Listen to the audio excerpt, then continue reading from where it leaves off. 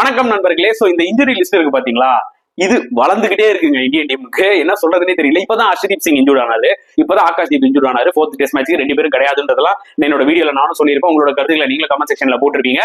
அந்த ஒரு லிஸ்ட்ல இப்போ நிதிஷ்குமார் ரெட்டியும் ஆட் ஆயிட்டாரு. Yes, Nitish Kumar Reddy has been completely ruled out of this England test series மக்களே. இது ஒரு மிகப்பெரிய ப்ளோ தான் இந்தியாவுக்கு. காரணம் என்னன்னு பாத்தீங்கன்னா, அவர் அந்த ஒரு தேவைப்படுற பேலன்ஸ் கொடுத்தாரு டீமுக்கு. ஓகே, லார்ட்ஸ்ல எடுத்து பாருங்க, 2-3 விக்கெட்ஸ் எடுத்திருப்பாரு. அதே மாதிரி பேட்டிங்ல ஃபர்ஸ்ட் இன்னிங்ஸ்ல ஒரு க்ரூஷியல் 28 ரன்ஸ் எடுத்திருப்பாரு.